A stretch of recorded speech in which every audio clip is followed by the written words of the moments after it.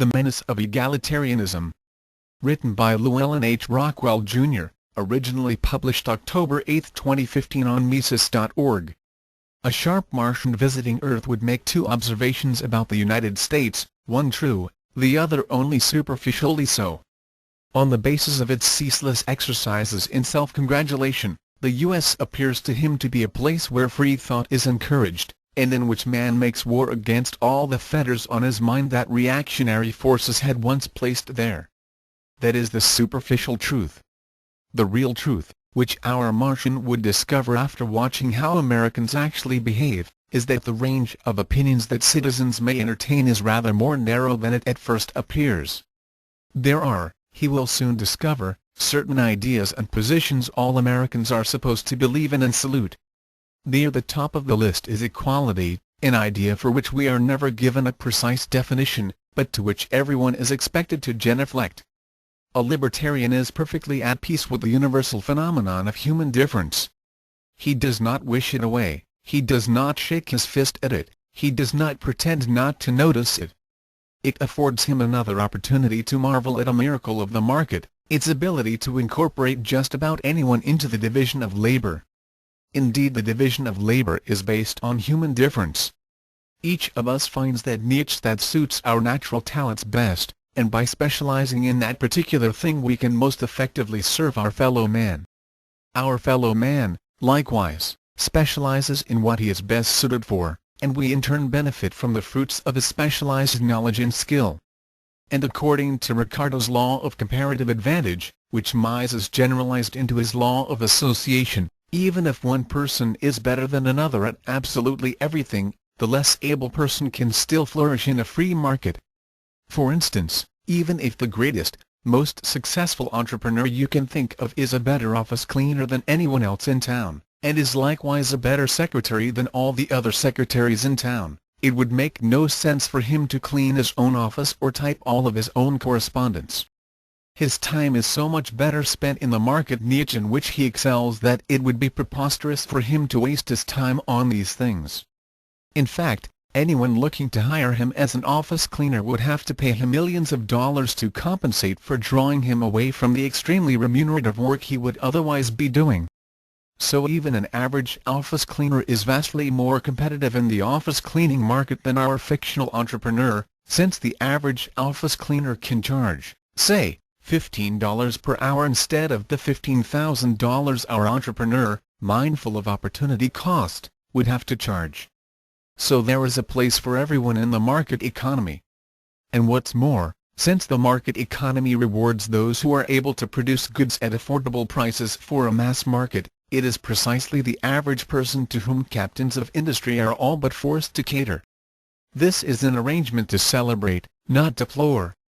This is not how the egalitarians see it, of course, and here I turn to the work of that great anti-egalitarian, Murray N. Rothbard.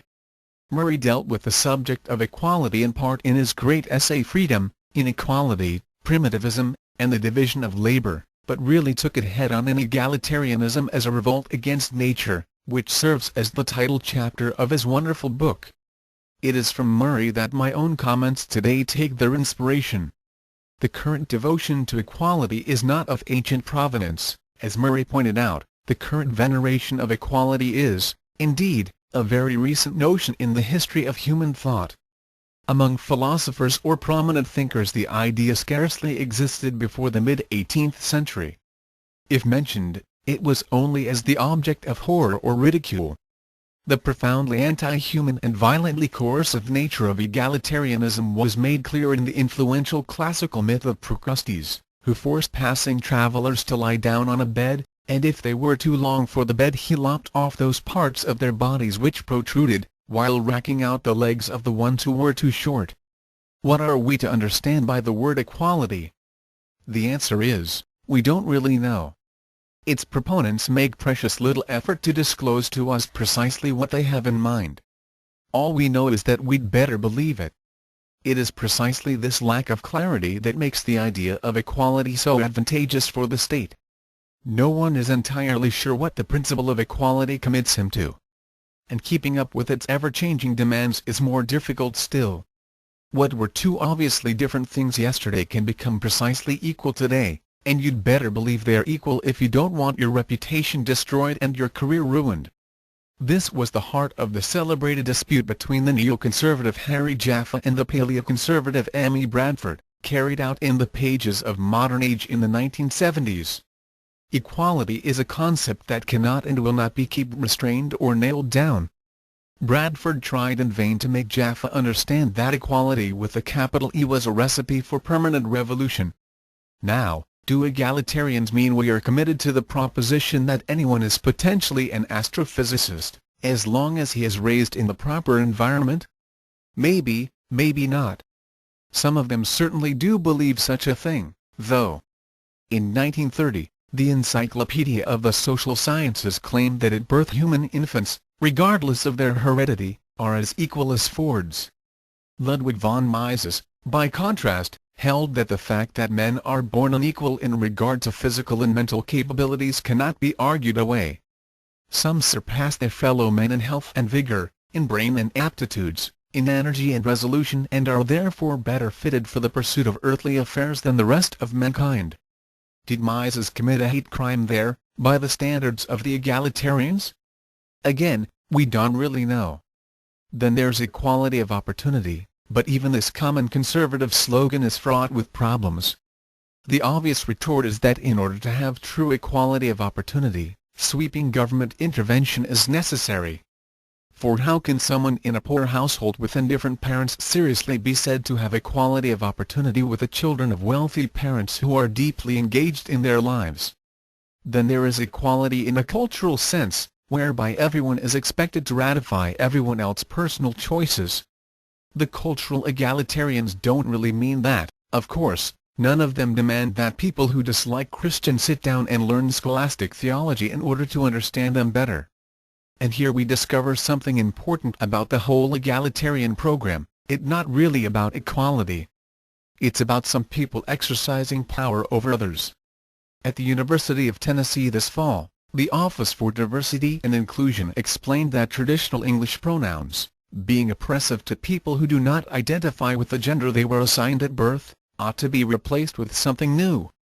The Diversity Office recommends, as replacements for she, her, hers, and he, him, his, the following: z pronounced z, her here, hers heres. zz, zers hair, zers hairs.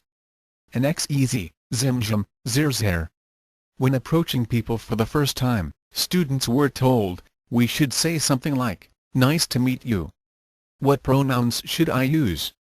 When the whole world burst out laughing at this proposal, the university was at pains to assure everyone that these were just suggestions. Of course, what are not suggestions are the thoughts all right-thinking people are expected to have about moral questions that have been decided for us by our media and political classes. Another aspect of equality that's been in the news in recent years is, of course, income inequality. We are told how terrible it is that some people should have so much more than others, but rarely if ever are we told how much if any extra wealth the egalitarian society would allow the better off to have, or the non-arbitrary basis on which such a judgment could be rendered. John Rawls was possibly the most influential political philosopher of the 20th century, and he advanced a famous defense of egalitarianism in his book A Theory of Justice that attempted to answer this question among others. If I may summarize his argument in brief, he claimed that we would choose an egalitarian society if, as we contemplated the rules of society we'd want to live under, we had no idea what our own position in that society would be. If we didn't know if we would be male or female, rich or poor, or talented or untalented, we would hedge our bets by advocating a society in which everyone was as equal as possible. That way, should we be unlucky and enter the world without talents, or a member of a despised minority, or saddled with any other disability, we could still be assured that of a comfortable if not luxurious existence. Rawls was willing to allow some degree of inequality, but only if its effect was to help the poor. In other words, doctors could be allowed to earn more money than other people if that financial incentive made them more likely to become doctors in the first place.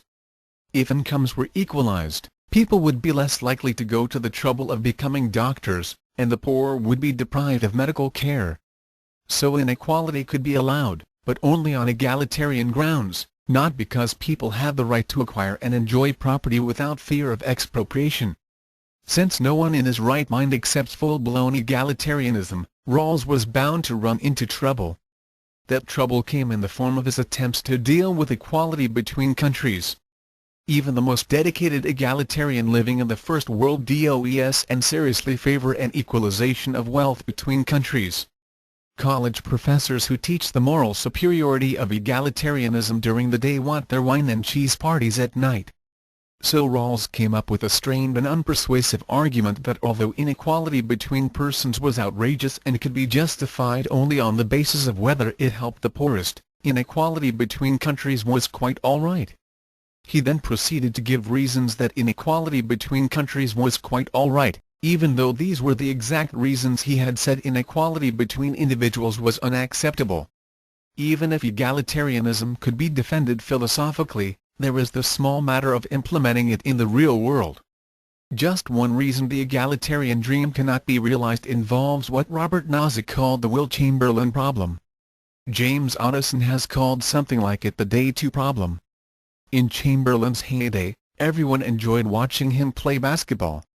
People gladly paid to watch him play. But suppose we begin with an equal distribution of wealth, and then everyone rushes out to watch Chamberlain play basketball. Many thousands of people willingly hand over a portion of their money to Chamberlain, who now becomes much wealthier than everyone else. In other words, the pattern of wealth distribution is disturbed as soon as anyone engages in any exchange at all. Are we to cancel the results of all these exchanges and return everyone's money to the original owners? Is Chamberlain to be deprived of the money people freely chose to give him in exchange for the entertainment he provided? But the reason the state holds up equality as a moral ideal is precisely that it is unattainable. We may forever strive for it, but we can never reach it. What ideology could be better, from the state point of view? The state can portray itself as the indispensable agent of justice, while at the same time drawing ever more power and resources to itself over education, employment, wealth redistribution, and practically any area of social life or the economy you can name in the course of pursuing the unattainable egalitarian program. Equality cannot be imagined outside of tyranny, said Montalembert. It was, he said, nothing but the canonization of envy, and it was never anything but a mask which could not become reality without the abolition of all merit and virtue. In the course of working toward equality, the state expands its power at the expense of other forms of human association, including the family itself. The family has always been the primary obstacle to the egalitarian program. The very fact that parents differ in their knowledge, skill levels, and devotion to their offspring means that children in no two households can ever be raised equally. Robert Nisbet, the Columbia University sociologist, openly wondered if Rawls would be honest enough to admit that his system, if followed to its logical conclusion, had to lead to the abolition of the family. I have always found treatment of the family to be an excellent indicator of the degree of zeal and authoritarianism, overt or latent, in a moral philosopher or political theorist, Nisbet said. He identified two traditions of thought in Western history. One he traced from Plato to Rousseau, that identified the family as a wicked barrier to the realization of true virtue and justice. The other, which viewed the family as a central ingredient in both liberty and order, he followed from Aristotle through Burke and Tocqueville. Rawls himself appeared to admit that the logic of his argument tended in the direction of the Plato-Rousseau strain of thought, though he ultimately, and unpersuasively, drew back. Here are Rawls' own words: "It seems that when fair opportunity as it has been defined is satisfied, the family will lead to unequal chances between individuals." Is the family to be abolished then? Taken by itself and given a certain primacy, the idea of equal opportunity inclines in this direction. But within the context of the theory of justice as a whole there is much less urgency to take this course. Nisbet took little comfort in Rawls's pathetic assurances.